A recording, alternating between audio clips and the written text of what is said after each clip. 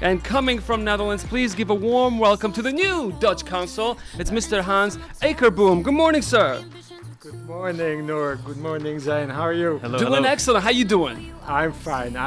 Although, if I'm listening to you about the COVID, I'm a little bit worried. Nervous? I'm very nervous. Joining us also today as an old pal, well, we got to know him last year. It's David Tanoorji from MSELECT. Good morning, David. Good morning, Noor. Good morning, guys. How you doing, Azizi? Good. Thank you. All right. Well, it seems like you guys have a really busy morning. You got your shirts on. You got your tie on, Hans. So we're gonna try to make our interview as productive as possible. First of all, let's get to know you, Hans.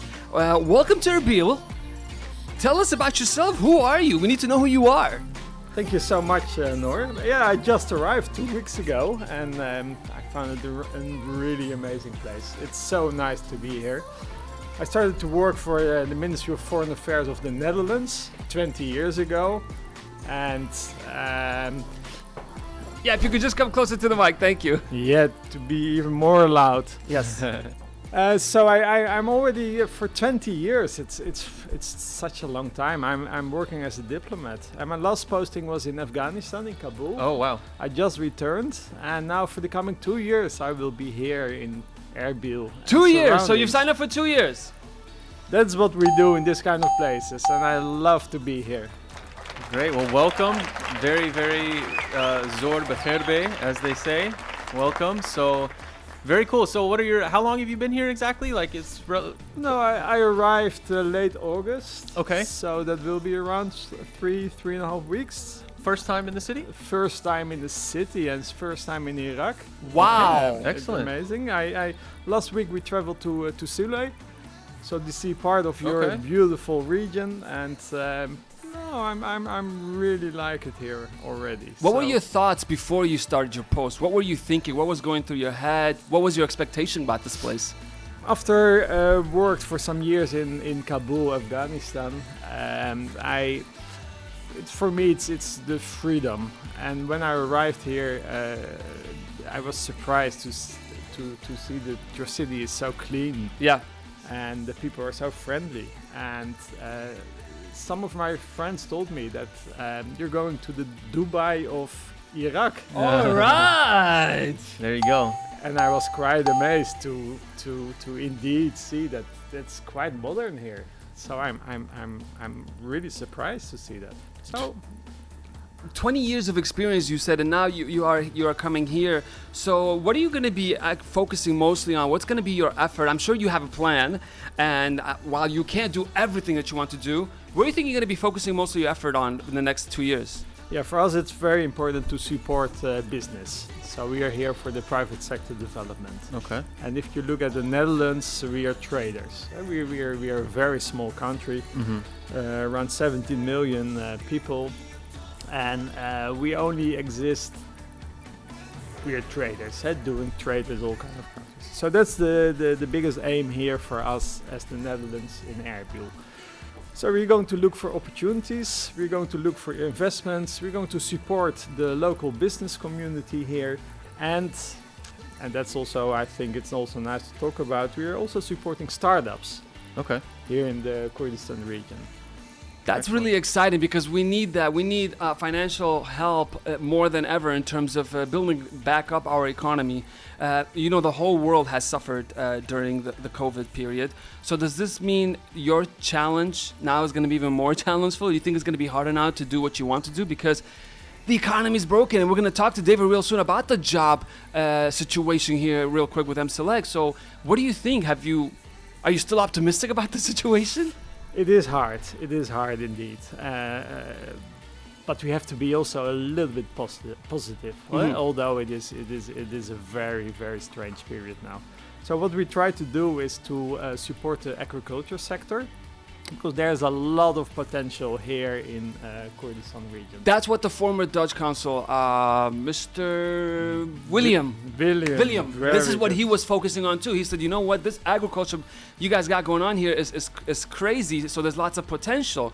Do you think that's going to be the strategy from here on as well for the Dutch consulate? For sure. The Netherlands is one of the biggest exporters in the field of agriculture, and we have a lot of knowledge. And we try to support you guys here with our knowledge to make the Kurdistan region hopefully also a good agriculture country, good agriculture Iraq. So let's go for it. We have lots of agriculture problems, as you know. I mean, you've seen some of the stories. Well, I don't know if you have, but I'm sure David has, where we got farmers throwing their tomatoes, and we have just lots of problems with agriculture. And if we can get the right planning, the right technology to help with this, then we'll have a lot more people happy in this country. I believe so. I believe that instead of bringing everything in, we can just make it locally, and that would be awesome. We would need the Dutch expertise. We need the Dutch equipment and all the stuff that can, if a collaboration was genuine, I think we can benefit mutually.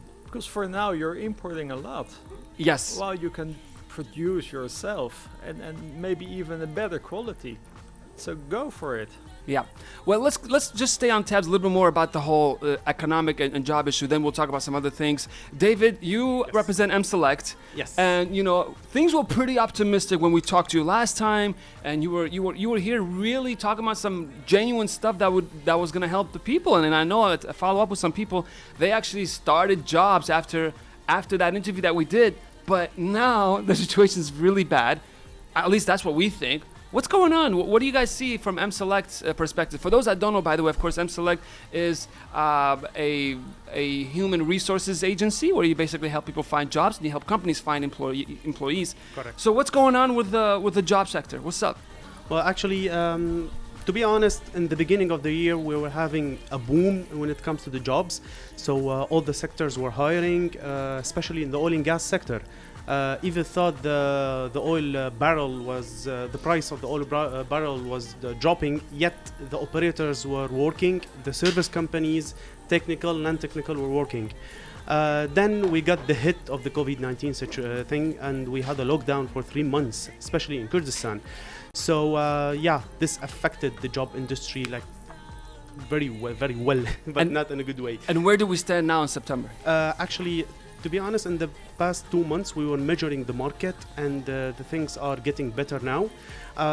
Comparing to the beginning of the year, it's not the best. In the beginning of the year, we had more jobs, but yet the companies now are trying to live with the COVID-19 situation, as the whole world is doing.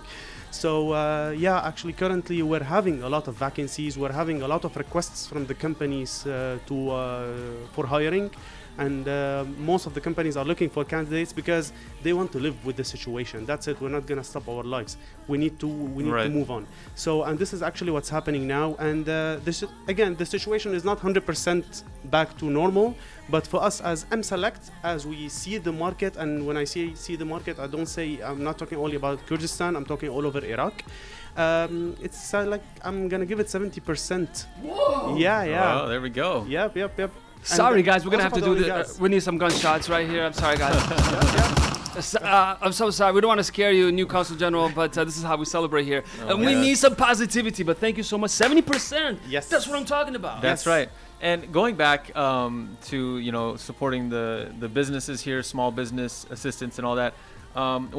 Besides that, what are some other small goals that you have? I mean, this is the main one, but are there any other small initiatives and other goals that you have in mind and while you're here? We try to be as active as we can. Mm-hmm. Do you know how many Kurds with a Dutch passport are living here in this region? I imagine there's a lot. What? I think. Guess. Let's say 10,000. Okay, almost. 7,000. Okay. Whoa, that's pretty good. Yeah. That are living in Erbil or in the region? Yeah, in the region. Okay. And wow. The Netherlands, I see that you opened the map of the Netherlands. Yeah. Maybe you've never been there before, or you've never seen it before. I have. You've been there. That's great to Yeah. hear. So we are again around 17 million. So it's a small country. Mm-hmm. And then having so many Kurds living in the Netherlands and also going back, seeking for opportunities. Yeah. So maybe I'm going to say something in Dutch for all those Kurdish. Yes, please Please say do. it. Go ahead. We got it. Go ahead. So mijn naam is Hans Akerboom en ik ben hier net aangekomen. En voor alle Nederlands sprekende Koerds, ik ben hier voor jullie. En ik wens jullie heel veel succes en weet mij te vinden. So that's a typical Dutch Excellent. sentence. Thank you. I'm sure it was a friendly welcome. It was not any swear words there, right? New Consul General? No, nothing. I can guarantee you that. Okay, well, if you're just listening to us right now, this is Mr. Hans. He's taking over as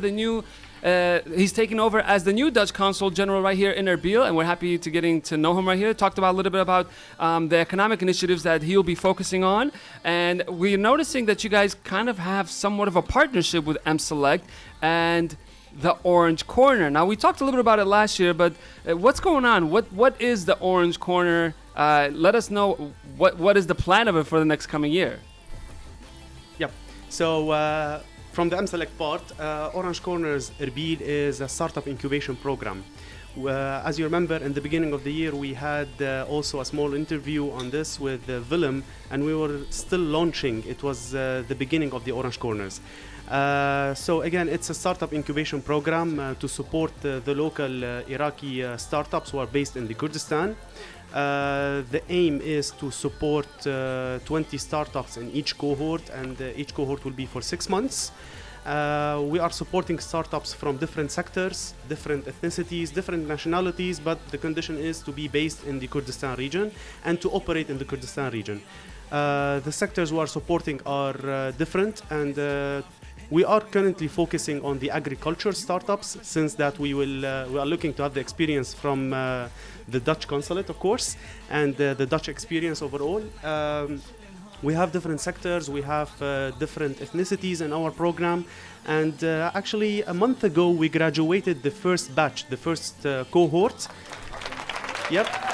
We graduated 20 successful startups who will start operating in the Kurdistan region. So what are these startups? Are they like small businesses? What are they? Are they NGO? What are these ideas? All of them are small businesses, some of them related to agriculture, others to water management, recycling, digital, mobile application, real estate. And Orange Corner did exactly what during this whole process? Like fund the initial startup, the training? What did exactly happen for those 20 companies while they were in the Orange Corner? And by the way, is it really a corner?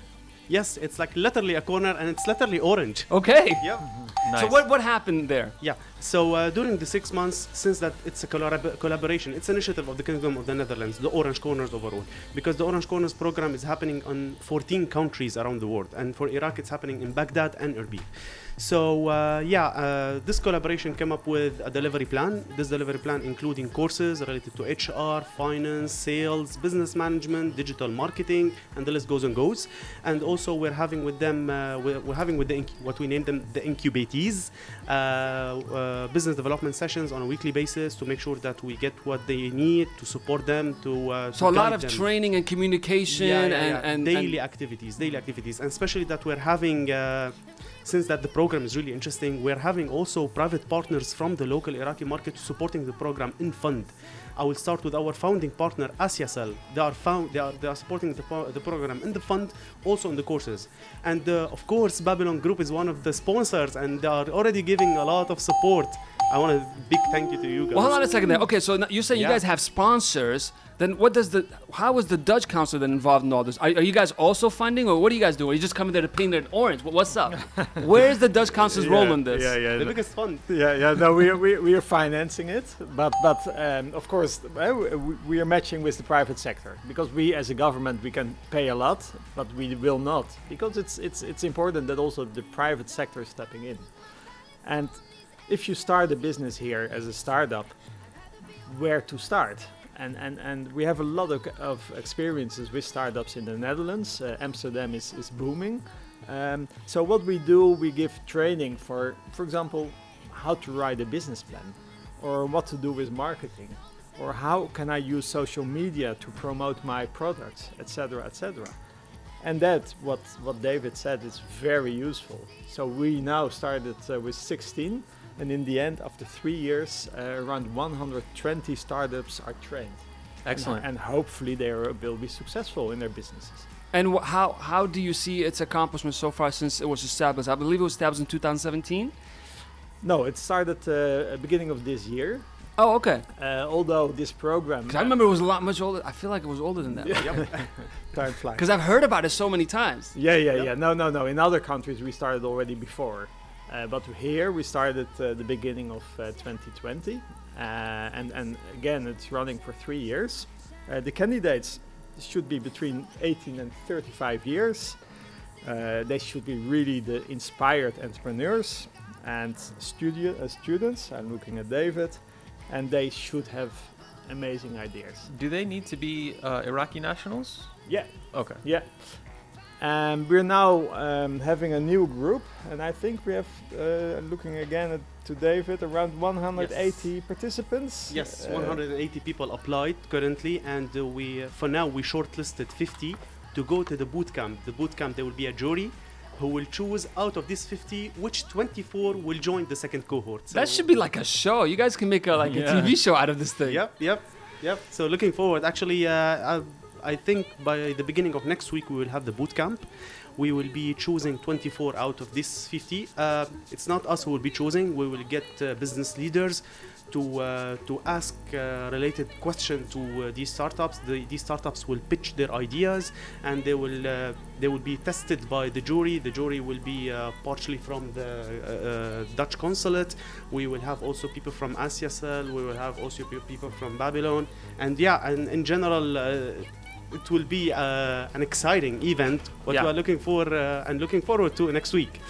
That is exciting. So, but by the way, this is a continuous project. That means, I mean, you guys are always looking for people to have ideas ready for the next time that it's open. Yes. All they got to do is to stay in contact with you guys. So Facebook, Instagram, right? Yes. Just type Orange Corner Erbil. Orange Corners Erbil. Exactly. And follow also, of course, the Facebook of the Netherlands Consulate. And people can also look at my Twitter account, because I'm also quite active. Hence Akerboom. Well, hold on a second. Wait, guys. Sorry. We got an interruption right here. What's going on here? Wait. Oh. Yep. Guys. Yep. After the pizza yesterday, we got a cake here. Yes, we got a cake. Oh, what's going on here? Wait. Why do we? Hold on, Zain. I'm hearing Arabic happy birthday to you. What's going on here? I don't know if you David, what's going on We got here? a birthday in this house. This is not Babylon FM's birthday. Yep, I heard the news that it's Hans' birthday. First birthday in Kurdistan. Wow. Happy birthday to you. Happy birthday to you. Hey! Wow, how fun. How exciting. What a surprise. Birthday to you. Happy birthday, Hans. Thank you so much, guys. This is so embarrassing. Wow. The cake looks amazing. Wow. We're you. so sorry we couldn't bring candles on time. Yeah. But David did a great effort. Thank you so much. This is the best start of my birthday Yep. in years. How do you feel? Do you feel fresh? Do you feel like a new Hans? I feel 27. Yeah. There we go. Don't look a day older. Exactly. Yeah. There we go. Well, no, let's get back to the Orange Corner real quick, and then we'll talk more about the birthday. But people can always apply or always get more information by just typing Orange Corner or Don't Counselor, right? Orange Corners Erbil. We have our social media channels on Facebook, Instagram, LinkedIn, and also there is the website orangecorners.com/Erbil. Yeah. So people can apply, can get more information, and they can get in touch with us, because as MSELECT is the partner, the official partner for Orange Corners, and we are executing the program in Kurdistan. So people can get in touch with us to know more about the program, and looking forward to host more and more startups, because the startups we graduated for the past cohort, some of them start operating, and I think Hans will agree with me in here. The aim of this program is to generate more job vacancies to the Iraqi youth. That's what we want. Exactly. That's what we need. And the most important thing is not MSELECT, not the Dutch consulate, not the private partners who will provide these jobs. The startups who will graduate, they will provide jobs to their peers, to their friends, to the youth of the Iraqi. So in this case, we are just helping to move on the economic cycle in here. We are pushing these startups to operate because they will need employees, they will hire their friends, their colleagues, and that's it. We're out of the picture, hopefully in a couple of years. If you guys are just joining us right now, we got the new Dutch consular in the house, Mr. Hans, and we're celebrating his birthday, you know what I'm saying?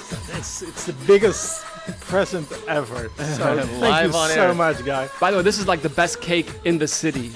they don't mess around. It's really delicious. And we got David here from MSELECT, and we've been talking about Orange Corner and how it can contribute to build back the economy of Erbil and the greater Kurdistan region. Hans, we talked about what you're going to be focusing on in the next couple years. Let's talk about what have you seen so far. Have you gotten a chance to eat our food? Oh, I love your food. Okay. I love your food. Yeah. Have you tried anything so far? I tried a lot. I'm a foodie, so I'm already looking At this cake. At this cake. Oh, man, so what I want to do is, and I experienced already that I really want to try all your different meals here, all your different restaurants, because that is part of your culture. Yeah. Your rich culture. So You can start with dolma. There Yeah. you go. yeah. Work your way from dolma to kebab. I mean, we have all different kind of dishes. You can never go wrong with any of them. So what's your favorite? Oh my God, that's asking like which is your favorite kid. I mean, Zoe here, she knows like how much I love food. I can't say no to anything. But I'm a tomato kind of a guy, so I like tashrib. So if you get the chance to try tashrib, if you're into like tomatoes, try tashrib. Yeah, tashrib. Write it down. Noor and Tashrib. New Dutch Consul General right here, Mr. Hans. We can't let you go, of course, without asking you about this really important question, because our fans then will tell us basically we're not genuine, and we need to basically talk a little bit, just 60 seconds, about visas. The Dutch Consul General now. Do you guys issue tourism visas or still not yet? What's going on with that? No, I have to be hard in this one. It's very, very difficult to obtain a visa from the Netherlands or any EU country. Mm-hmm. And the application process is hard. And I have to say that during the COVID time, the consulate is also closed for visa. So sorry about that, because I know that a lot of people from here, they would love to travel to the Netherlands or to other parts of Europe, to do business there, to meet friends, to visit family. Yeah. But the door is closed. I'm gonna paint you a picture, okay? And you could just have it in the back of your mind, okay? Or whatever you wanted to have it. Imagine it's the year. Hold on a second. Let me see if I can get some real music here. Imagine it's the year 2025, and there's a big statue of Hans Akerboom in Erbil. This statue was placed there in the center of Erbil because he will go down in history. It's just an idea. It's just an idea. Okay, just think about it. Just think about it. I start to cry again. When COVID is done and everything, I believe you guys do business tourisms at least, right? Like business visas, where if a businessman from the Kurdistan region has an actual business and there's like the right supporting documents, he can obtain a tourism visa. A business visa. Of course, we're there because that's our aim. We do business with each other. But then, of course, you have to prove that you really have a business, that you're really a serious investor, etc., etc. And then the door is, of course, open. And you have issued business visas before. The Dutch Consul in Erbil has issued before. So many. For Iraqi passport holders. Yeah, for sure. And we had a lot of result also out of that. Okay, so but in terms of tourism, do you see it maybe changing possibly 2021, 2022, or it's out of the question? No, hopefully, and I hope also that a lot of people from the Netherlands, not only Kurds but also from all kinds of people from the Netherlands, will visit Erbil and Sule and other places, because this is so beautiful. This is the place to be. I mean, of course, when people sure. get the chance to visit each other, Zayn, there's also kind of possibilities from things happening, anything. Yeah. So I just wanted to ask you, moving aside from what we've been talking about, you've been a diplomat for, you said 20 years, and I guess that's no easy feat, to be in the same field for this long. You've been around the block. You said you've been to Afghanistan and many other countries. What's one of the biggest things, for anyone who wants to be a diplomat out there, or anyone who's got this kind of career field in mind? What's some of the biggest lessons that you've learned and some of the biggest takeaways you've had from your long and seemingly very successful career? That's a good question. I think you have to be very flexible, especially when you have a family, because you travel to all kind of places. I lived in Singapore, I lived in Angola, I've been to Yemen, Afghanistan and other places. So the flexibility, I think that's very important. So all the time you have to move to another country. You have to. You should be also very eager to learn a new culture, to meet people, learn and new subjects, etc., etc. So it's also a little bit being adventurous, I suppose, and but it's a great job. I think it's the best job there is. Musically, what are you into? What did you grow up with? What are you passionate about? If you can play Jamiroquai for me, I will be happy. Okay, wow, going back to the 90s. The 90s, that's Okay. my period. So. Are you into the whole Dutch DJ scene or not? Yeah. You're into it? Yeah. Armin van Buren and others. It's they do well. Are you into that too? Well, we have lots of dreams here. I mean, we would love for one day to see that happening where Dutch DJs, and there's a lot of them, coming together, and we have a special event here like a concert. And it's not something crazy because just last year, Babylon Media here created a UFC style event here. I don't know if you heard about it or not. And we brought Dutch fighters here, go against Iraqi fighters, and it was a big success. It was a celebration. Yeah. Shout outs to Johan and the Jama'ah from BXF, because it was amazing seeing that collaboration happen, and the Dutch fighters that came here just had so much fun. And we think we could do that musically as well, if there's a possibility. Yeah, now let's look into that, because that's what we like. And instead of bringing fighters here, we would like to bring the DJs here. Musical So let's exchange. go and work on that. After the COVID period, as the Consulate General in Erbil, let's go for that. What are you looking forward to the most in these next 2 years here? What do you want to do? What do you want to see? I like to travel a lot. I would like to meet a lot of people, and not only here in Erbil, in Sule, not only in the big cities, but also going to the villages, etc., and to really experience the Kurdistan region. And what do you like to do when you're not working? What's your hobby? I like to do some running.